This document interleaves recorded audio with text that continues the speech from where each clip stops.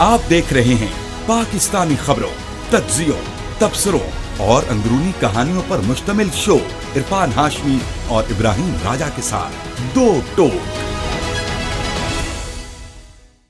बिस्मिल्लाहिर्रहमानिर्रहीम। अस्सलाम वालेकुम नाज़रीन, मैं हूँ इरफान हाशमी और आपको प्रोग्राम दो टोक में खुशामदीद कहता हूँ। और हमारे साथ मौजूद हैं इब्राहिम राजा साहब। अस्सलाम वालेकुम। वालेकुम अस्सलाम। दोस्तों, प्रोग्राम शुरू करने से पहले मेरी आप तमाम सुनने और देखने वालों से दरख्वास्त है कि आपने जाकर अभी दो टोक को जो है वो सब्सक्राइब कर लेना है। डिस्क्रिप्शन में लिंक भी मौजूद है। इसके साथ साथ आप प्रोग्राम को इसलिए भी ज्वाइन करें कि एक जंग का माहौल है और ये जंग शायद आपको नज़र नहीं आ रही। पिछले एक बरस से हम इस जंग को लड़ रहे हैं। इस महाज में अब हमें आपकी भी ज़रूरत है। अब जाकर ज्वाइन करें। पाकिस्तान में एल्गोरिथम्स का एक सिलसिला शुरू हुआ है। फ़िल्टर्स हैं बड़े ख़तरनाक किस्म के, और ये फ़िल्टर्स इंडिपेंडेंट आवाज़ों के ख़िलाफ़ इस्तेमाल किए जाते हैं। तो जाकर आप इन आवाज़ों के ख़िलाफ़ खड़े हों चैनल को ज्वाइन करके। रीच का मसला है, आवाज़ पहुंचती नहीं है। अगर आप देखें बहुत सारे जो प्लेटफॉर्म्स हैं इससे बहुत बुरी तरह मुतासिर हुए हैं। तो आप ख़ुद से सर्च करेंगे या ज्वाइन करेंगे तो नोटिफिकेशंस आपको मिलते रहेंगे। अगर नहीं है नोटिफिकेशन, आपके बेल आइकॉन प्रेस करें तो वो भी आपको वीडियोस का नोटिफिकेशन बाकायदगी से मिलना शुरू हो जाएंगे। अच्छा राय साहब, 3 ख़बरें मेरे पास जिस पे मैं चाहूँगा कि आज हम अपने सुनने वालों के सामने एक तो शेयर करें। कुछ इनसाइड स्टोरीज़ भी हैं। पाकिस्तान की इस्टेब्लिशमेंट और फील्ड मार्शल सैयद आसिम मुनीर साहब की मुलाकात का माजरा क्या है। ये जो सुहेल अफरीदी साहब हैं और 6 से 7 सहाफ़ीन को मिले इंडिविजुअली, और कुछ लोग ग्रुप्स की शक्ल में भी मिले। वहाँ पे क्या बातें हुई हैं ये भी हम बताएंगे। और ऐसा मुकद्दर का सिकंदर इसे कहें या ऐसा सितारा जो राय साहब चमक रहा है, और इमरान खान की वजह से ये चमक रहा है। हर तरफ सुहेल अफरीदी और पीपल्स पार्टी अब सिंध में प्रोटोकॉल देने जा रही है ना हैरानगी की बात राय साहब। सिंध में प्रोटोकॉल मिलेगा सुहेल अफरीदी को, लेकिन इसमें ट्विस्ट है एक। ये ट्विस्ट क्या है ये भी हम बताएंगे। और ऐसा कुछ क्लेम किया जा रहा है कि ये सारे का सारा जो प्लान था मुज़ाकरात का, ये नवाज शरीफ साहब ने बनाया है। और सारे जो लोग इस वक्त मुतहरिक आपको नज़र आ रहे हैं ये भी नवाज शरीफ साहब की वजह से हो रहा है। माजी में इनके घर से क्या आवाज़ें उठती रही हैं इमरान खान को माइनस करने के हवाले से, ये भी हम अपने सुनने वालों के सामने रखेंगे। और इसमें ट्विस्ट क्या है, मुझे लगता है ये कि ये प्लान वैसा ही है राय साहब जैसा प्लान नवाज शरीफ साहब ने पाकिस्तान और भारत की जंग के दौरान बनाया था। तो इसका भी मुकम्मल हाल अहवाल अपने सुनने वालों के सामने हम रखेंगे। और फिर राय साहब, हुकूमत मुज़ाकरात की मेज़ लगाकर बैठी है, इंतज़ार कर रही है।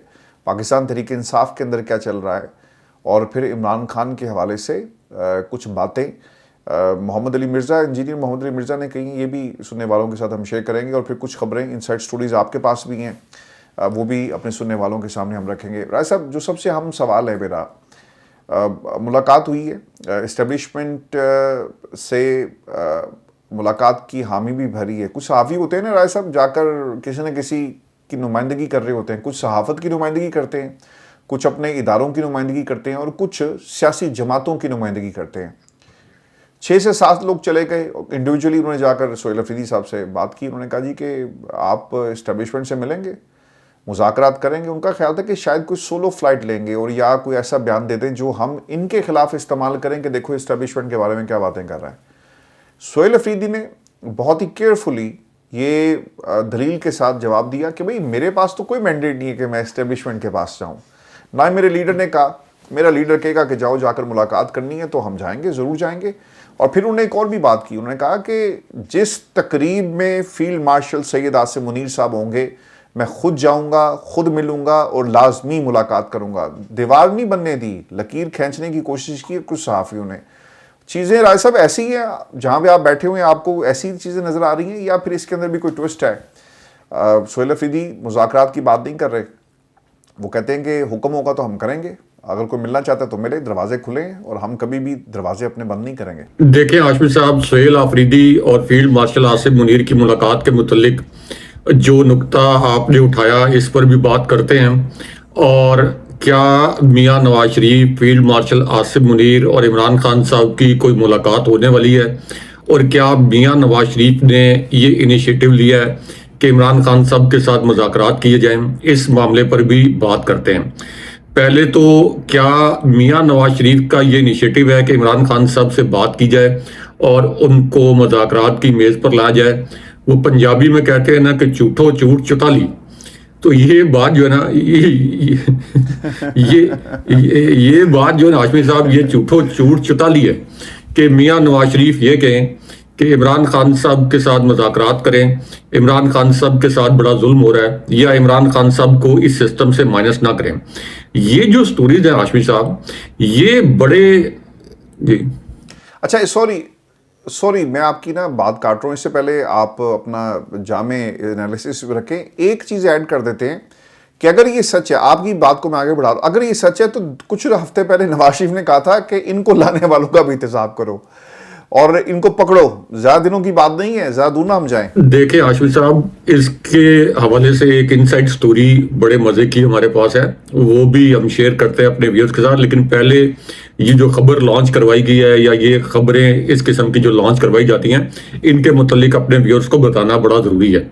ایک جو خاتون اینکر ہیں، ان کی جانب سے پہلے یہ خبر لائی گئی تھی سامنے کہ چیف آف ڈیفنس فورسز کے یعنی فیلڈ مارشل آصف منیر کا جو نوٹیفیکیشن ہے چیف آف ڈیفنس فورسز کے طور پر، اس میں تاخیر اس لیے ہوئی کہ میاں نواز شریف اتنے بڑے مہاتما ہیں، اتنے بڑے وہ اس وقت جو ہے امن کے پیمبر ہیں اور مذاکرات کے پیمبر ہیں، کہ انہوں نے کہا کہ نہیں، عمران خان کو آزاد کریں، عمران خان کو رہا کریں، یا عمران خان کے ساتھ مذاکرات کریں، تو تب ہم چیف آف ڈیفنس فورسز کا نوٹیفیکیشن جاری کریں گے. اس قسم کا تاثر جو ہے وہ جو خاتون اینکر ہیں انہوں نے دیا. ظاہر ہے کہ وہ، میں ان کے ذرائع کو چیلنج نہیں کر رہا، ہمارے صحافی کی اور ان کے ذرائع کی رسپیکٹ کرتے ہیں، لیکن ہمارے جو ذرائع ہیں وہ یہ کہتے ہیں کہ اس قسم کی کوئی خبر جو ہے اور اس کی کوئی بنیاد یعنی اس کی کوئی توثیق نہیں کی جا سکتی.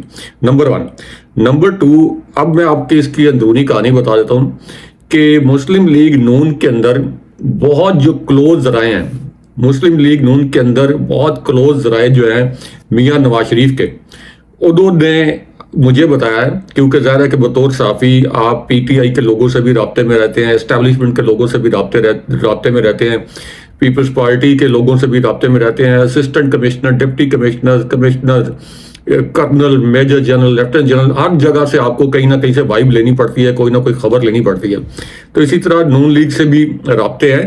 تو انہوں نے ہمیں بتایا کہ میاں نواز شریف نے تو اس مرتبہ شرط یہ رکھی اسٹیبلشمنٹ کے سامنے، میاں نواز شریف نے تو یہ خواہش، شرط یا مطالبہ، اب مطالبہ وہ بہت زور و شور سے اس لیے نہیں کر سکتے کہ وہ اپنی دونوں نشستیں ہارے ہوئے تھے اور اس حکومت کو زبردستی مسلط کیا گیا، تو آپ کہہ سکتے ہیں کہ اپنی خواہش رکھی اسٹیبلشمنٹ کے سامنے کہ اس مرتبہ عمران خان صاحب کو کسی قسم کا کوئی فری ہینڈ نہیں دینا.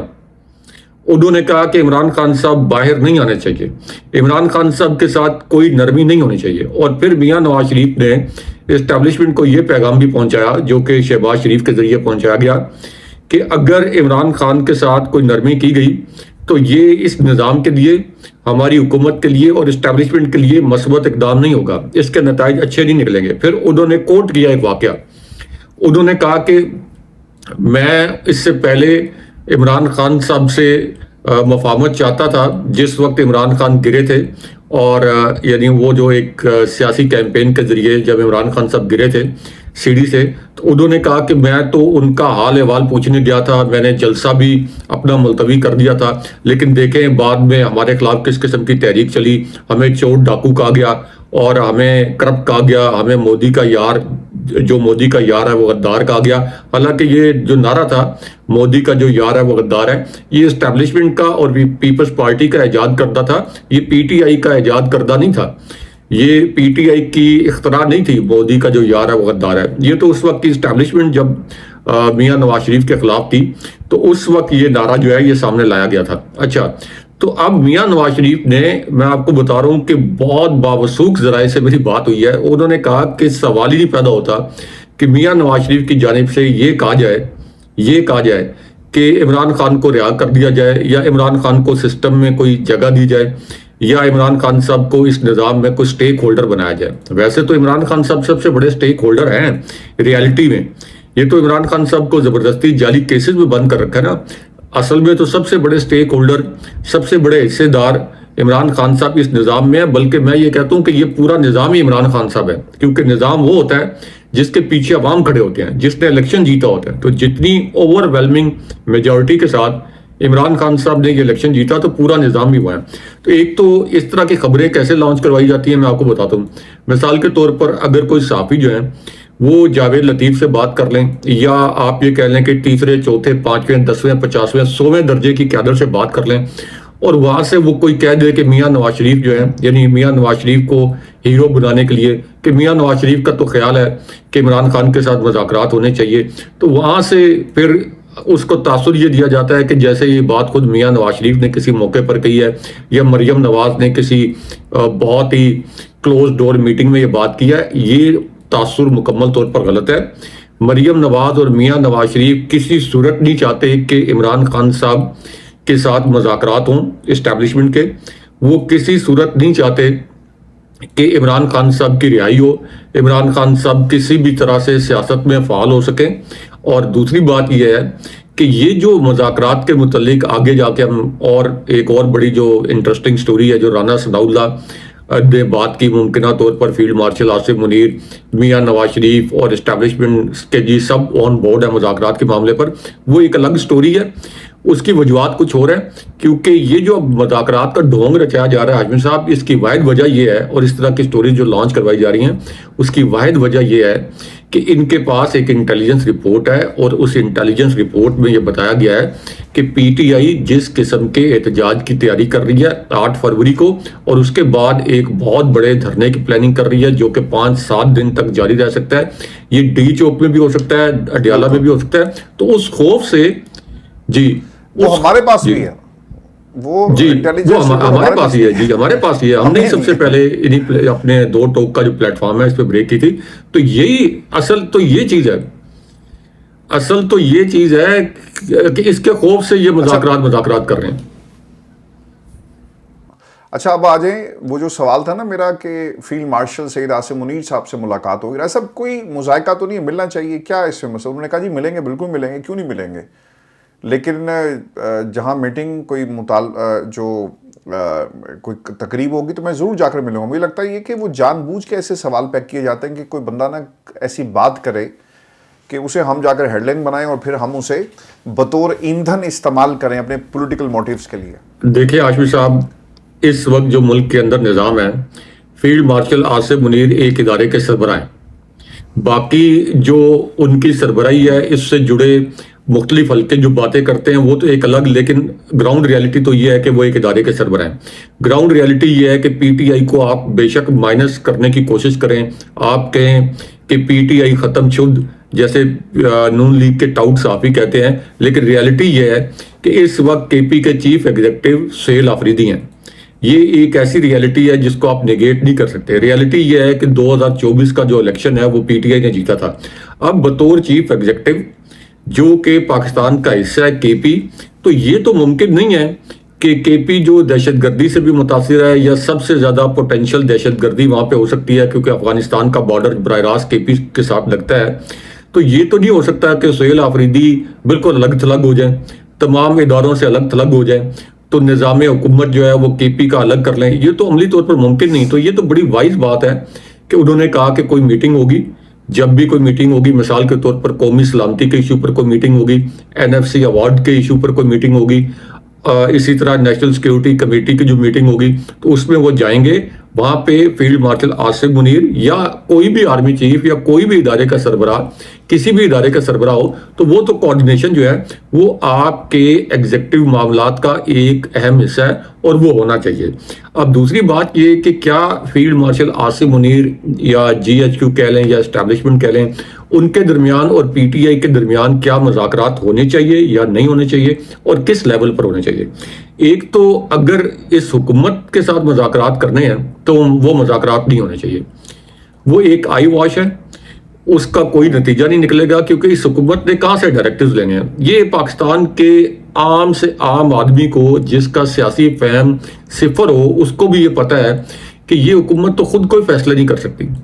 کیا یہ حکومت اپنے طور پر فیصلے کر سکتی ہے کہ عمران خان صاحب کو چلیں بہت ہو گیا، ہم نے 3 سال سے 2.5 سال سے غیر قانونی جیل میں بند کیا ہوا ہے تو ان کو رہا کر دیا جائے؟ نہیں کر سکتے. یہ فیصلہ انہوں نے ہر دفعہ میسج کے ذریعے، ٹیلی فون کال کے ذریعے کانسنٹ لینا ہے، اپروول لینی ہے، قبولیت لینی ہے، منظوری لینی ہے. کہاں سے؟ جی ایچ کیو سے. تو ان کے ساتھ مذاکرات کا کوئی فائدہ نہیں ہے، کیونکہ اگر عمران خان صاحب باہر آتے ہیں تو ان کا اقتدار ختم ہو جاتا ہے. اس لیے کیا جی ایچ کیو کے ساتھ مذاکرات ہونے چاہیے، اسٹیبلشمنٹ کے ساتھ مذاکرات ہونے چاہیے، بامانی مذاکرات بالکل ہونے چاہیے. جی ایچ کیو کے ساتھ، اسٹیبلشمنٹ کے ساتھ مذاکرات ہونے چاہیے. اور کچھ لوگ اس طرح کے تجزیوں پہ شاید یہ کہیں گے کہ دیکھیں یہ تو فوج کو سیاست میں ملوث کرنے والی بات ہے. تو اس میں تو ہاشمی صاحب جس قسم کی D G S P R کی پریس کانفرنس ہے، جس طرح کے اسٹیبلشمنٹ کے قریبی جو صحافی ہیں وہ یہ خبریں لانچ کرتے رہتے ہیں کہ اسٹیبلشمنٹ پی ٹی آئی کے خلاف یہ کر دے گی، اسٹیبلشمنٹ پی ٹی آئی کے لیڈرز کے خلاف یہ اقدام کرنے جا رہی ہے، تو وہ تو ویسے ہی اس بیانیے کی نفی ہو جاتی ہے کہ فوج کا سیاسی معاملات میں کوئی عمل دخل نہیں ہے. اب کیا جی ایچ کیو کے ساتھ مذاکرات ہونے چاہیے؟ بالکل ہونے چاہیے، کیونکہ ایک پاکستان کی سب سے مقبول پارٹی ہے جس نے الیکشن جیتا ہے. دوسری جانب آپ یہ کہہ لیں کہ بدقسمتی سے پاکستان میں یہ صرف آج سے نہیں، موجودہ اسٹیبلشمنٹ کی بات نہیں ہے، ہر اسٹیبلشمنٹ کا پاکستان کی سیاست میں انفلوئنس رہا ہے. تو یہ جو ٹکراؤ کی صورتحال ہے، اس میں کوئی شک نہیں ہے کہ اس سے پاکستان کا نقصان ہو رہا ہے، اس سے ریاست کا نقصان ہوتا ہے، معیشت کا نقصان ہوتا ہے. اور بینیفیشری یہ ہے شریف خاندان اور زرداری خاندان. جو ہمارا پولیٹیکل سٹرکچر اسے کہیں وہ بنا ہی کچھ اس قسم کا ہے، اور جمہوریت بطور انسٹیٹیوشن کبھی پنپ نہیں سکا رہا ہے صاحب، یہ بات بھی بالکل درست ہے. لیکن میں یہ بات کہتا ہوں کہ سیاسی جماعتوں کو بطور انسٹیٹیوشن پاکستان میں سیاست کرنی چاہیے. لیکن جب آپ سیاست کرتے ہیں اور پولیٹیکل وہ ایک ریس لگی ہے نا کہ الیکشن جیت کے اقتدار میں آنا ہے، اور پھر ہم نے نوٹ چھاپنے ہیں، یا پھر ہم نے اپنے اقتدار کو طول دے کے اپنے حالات بنانے. ہاشمی صاحب کیڑا انسٹیٹیوشن ہماری پولیٹیکل پارٹی بنے گی؟ آپ نے جو بات کی یہ ایک آئیڈیل سچویشن میں تو ہو سکتی ہے، لیکن یہ نون لیگ ایک انسٹیٹیوشن بنے گی جس کو پتا ہے کہ وہ 2024 کے الیکشن میں 17 نشستیں بھی نہیں جیت سکے، اور میاں نواز شریف اپنے دونوں نشستیں ہار گئے تھے. یہ پیپلز پارٹی بنے گی انسٹیٹیوشن. تو پاکستان کے اندر تو یہ آپ کہہ لیں کہ تصور بھی نہیں کیا جا سکتا کہ اس قسم کی سیاسی جماعتیں جو ہیں یہ ایک انسٹیٹیوشن بنیں گی. وہ بات آپ کی ٹھیک ہے، ویلڈ ہے کہ ہونا تو یہی چاہیے اصولی طور پر اگر ایک معیاری جمہوریت آپ کے ہاں ہو. لیکن ہمارے ہاں تو جمہوریت کا نام ہے لوٹ مار، الیکشن کی لوٹ مار. یعنی جو لوٹ مار 2024 کے الیکشن میں کی گئی ہے، اس کی تو کوئی مثال پوری دنیا میں نہیں ملتی، شاید کوئی قبائلی اور جنگلی معاشروں میں بھی نہیں ملتی. یہ 2024 کی لوٹ مار کی آپ نے جو بات کی ہے نا، میں اس کو ایک اسٹیپ پیچھے ہم جائیں گے 2020 میں. اور ایسا اس کی ایک سب سے بڑی دلیل جو آپ بات کریں نا، آئی ایگری ود دیٹ، کہ اس کی سب سے بڑی دلیل یہ بھی ہے کہ نواز شریف صاحب رہے 5 برس برطانیہ میں. تھوڑا وقت تو نہیں ہوتا، آپ دنیا کے سامنے اپنا مقدمہ رکھتے کہ میرے ساتھ ظلم ہوا ہے. آپ کو پتا تھا کہ آپ ڈیل کر کے پاکستان سے باہر آئیں، اور کوئی گورا میرے سامنے بیٹھ کے جب مجھ سے سوال کرے گا تو میرے پاس نہ پرچی ہوگی، نہ جواب ہوگا، نہ ہی انگریزی ہوگی جس میں جواب دے سکوں. لوگوں نے کہا تھا نا کہ باؤ جی دسو نا ذرا، یہ جو آپ پاکستان سے باہر آئے کس کے کہنے پر آئے، ڈیل کر کے آئے، کس جنرل سے ملے، آپ کے بھائی نے حلف اٹھایا، آپ کے بھائی کے پیپر دستخط موجود ہیں. تو یہ سوالات نواز شریف صاحب نے تو وہ آپ ٹھیک کہہ رہے ہیں کہ انہوں نے 5 سال یہاں پہ آلو گوشت ہی کھایا اور اس کے علاوہ کچھ نہیں کیا، اور ایک ہائیڈ پارک لین جو فلیٹس تھے ان کے ایون فیلڈ اپارٹمنٹس، وہاں سے یہ چکر لگاتے رہے. اچھا، یہ جو پاکستان میں جو راستہ ہے نا جی ایچ کیو کو جو جاتا ہے، اور جہاں سے یہ انسٹیٹیوشن جو نہیں بن سکا، اس کی سب سے بڑی مثال مریم نواز 2020 میں رائے صاحب ایک انٹرویو بی بی سی کو انہوں نے دیا، اور وہ کیا کہتی ہیں کہ عمران خان کو مائنس کرو، پارٹی کو مائنس کرو، اور اسٹیبلشمنٹ آؤ ہمارے سے بات کرو. یہ راستہ تھا جو آج ان لوگوں کو بھول گیا. تو وہ جو خبر آپ نے پہلے بھی دی ہے، اور جو تجزیہ آپ کا تھا کہ پاکستان کی جماعت کو تو یہ پہلے دن سے مائنس کرنے کی بات کرتے رہے. الفاظ کیا تھے کہ تحریک انصاف کی حکومت کو گھر بھیجا جائے اور ہمارے سے پھر آپ بات کریں. اسٹیبلشمنٹ سے رابطوں کا بار بار انہوں نے ذکر کیا، ارد گرد کئی لوگوں سے رابطہ کیا، لیکن ان سے براہ راست کوئی رابطہ نہیں ہو. یعنی محمد زبیر اینڈ کمپنی کے ذریعے رابطے ہوتے رہے، رات کی تاریکی میں نہیں ملنا، دن کی روشنی میں ملو، یہ باتیں ہوئی. تو انہوں نے سر یہ راستہ ضرور اختیار کیا ہے. ہیونگ سیڈ دیٹ، جو مریم نے کیا وہ تو ٹھیک ہے، لیکن جو رانا صاحب کر رہے ہیں، اور رانا ثناء اللہ صاحب یہ کہتے ہیں کہ جناب نواز شریف صاحب کو بتا دیا گیا تھا. وزیر اعظم نے کبھی بھی مائنس عمران خان کی شرط نہیں رکھی, اور نہ ہی سیاسی طور پر ایسی چیزیں ہیں مائنس ہو سکتی ہیں. اور رانا صاحب یہ بھی کہتے ہیں کہ ایسا نہیں ہو سکتا کہ وزیر اعظم نے پیشکش سے پہلے نواز شریف یا اسٹیبلشمنٹ کو اعتماد میں نہ لیا ہو. دیکھیں بات پتہ کیا ہے, وہ جو آپ نے خبر کا جو انالیسس رکھا, 2 روز پہلے تو رانا ثناء اللہ جو تھے وہ نام بھی نہیں لے رہے تھے, ایسا ہی ہے نا. انہوں نے کہا کہ ان کا نام لینا مناسب نہیں ہے پاکستان کے ٹیلی ویژن چینل کے اوپر, لیکن آج وہ کہتے ہیں کہ یہ کیسے ممکن ہے کہ نواز شریف نے اسٹیبلشمنٹ شہباز شریف نے نواز شریف یا اسٹیبلشمنٹ کو اعتماد میں نہ لیا ہو کہ مذاکرات ہم کرنے جا رہے ہیں. عمران خان نے مذاکرات کا اختیار کسی کو نہیں دیا. عمران خان نے پہیہ جام ہڑتال کا پیغام دیا, مذاکرات میں عمران خان کی رکاوٹ ہے, اسٹیبلشمنٹ بھی مذاکرات کے لیے آن بورڈ ہے. قومی اسمبلی میں قائد حزب اختلاف کی تعیناتی پہ بھی اس نے کچھ باتیں کی ہیں, لیکن the question which is really important, Raj صاحب مجھے تو یہ لگتا ہے, اور میں چاہوں گا کہ آپ اس پہ روشنی بھی ڈالیں, کہ یہ تو عمران خان کو دونوں لوگ استعمال کر رہے ہیں. اسٹیبلشمنٹ ڈراتی ہے عمران خان کے نام سے, اور جو نواز شریف یا باقی کمپنی ہے وہ عمران خان کے نام پر اسٹیبلشمنٹ کو ڈراتی ہے. دیکھیں عاشق صاحب, جب بھٹو صاحب کو جیل میں ڈالا گیا تھا اور یہ اطلاعات آنا شروع ہو گئی کہ بھٹو صاحب کو پھانسی لگا دی جائے گی, اور ضیاء الحق اس وقت ڈکٹیٹر تھے, انہوں نے آپ یہ کہہ لیں کہ فیصلہ کر لیا تھا کہ ہم نے بھٹو صاحب کو پھانسی دینی ہے. تو اس وقت یہ کچھ لوگوں کی جانب سے یا کچھ حلقوں کی جانب سے یہ کہا جاتا تھا, اور یہ ایک استعارہ یا آپ کہہ لیں کہ یہ اصطلاح استعمال کی جاتی تھی کہ قبر ایک ہے اور لاشیں 2 ہیں, کہ اگر بھٹو صاحب کو پھانسی نہ لگائی گئی تو پھر جنرل ضیاء الحق کا تختہ ہو جائے گا, اور دوسری جانب بھٹو صاحب اگر رہا ہو گئے تو ایک طرف تو جنرل ضیاء الحق کا تختہ ہو جائے گا, اور اگر جنرل ضیاء الحق نے اپنا تختہ ہونے سے بچانا ہے تو بھٹو صاحب کو پھانسی لگانا ضروری ہے. یہ اس قسم کی سچویشن بن گئی تھی. تو نون لیگ کے لیے بھی اس وقت یہ سچویشن ہے کہ وہ یہ سمجھتے ہیں کہ قبر ایک ہے, لاشیں 2 ہیں, ایک نون لیگ اور ایک تحریک انصاف. یہ میں مثال کے طور پر سمجھا رہا ہوں. وہ یہ سمجھتے ہیں کہ اس وقت قبر ایک ہے اور سیاسی لاشیں 2 ہیں. اگر اس وقت تحریک انصاف کو جن غیر قانونی مقدمات میں جکڑا گیا ہے, جس طرح سے عمران خان صاحب کو جیل میں ڈالا گیا ہے, اگر عمران خان صاحب ان غیر قانونی مقدمات سے باہر آ جاتے ہیں, اگر عمران خان صاحب کی رہائی ہو جاتی ہے, عمران خان صاحب ویسے تو خود سسٹم ہے, لیکن جس قسم کا جعلی سسٹم اس وقت نافذ کیا گیا ہے, اس کو ہٹا کے عمران خان صاحب کو سیاست میں فعال ہوتے ہیں, تو پھر یہ قبر میں, سیاسی قبر میں جو سیاسی لاش ہوگی, یہ پھر مسلم لیگ نون کی ہوگی. تو اس وقت یہ مسلم لیگ نون کے اندر یہ سوچ ہے, پیپلز پارٹی کو بھی پتہ ہے, مسلم لیگ نون کو پتہ ہے, یہ جو پورا کرپٹ نظام ہے اس کو بھی پتہ ہے کہ اس وقت سچویشن یہی ہے کہ سیاسی قبر ایک ہے, 2 سیاسی لاشیں ہیں, اور وہ کوئی بھی جماعت یعنی مسلم لیگ نون یا ان کی کوئی حامی جماعت جو ہے وہ یہ نہیں چاہتی کہ اس قسم کی سچویشن بنے جہاں پہ عملی طور پر ان کی سیاست کسی سیاسی قبر میں دفن ہو جائے. ویسے تو عوام نے ان کی سیاست کو ایک تابوت میں دفنا کے پوری اس کا کریا کرم کر دیا تھا, لیکن سب کو پتہ ہے کہ کس طرح آدھی رات کو نتائج تبدیل کیے گئے.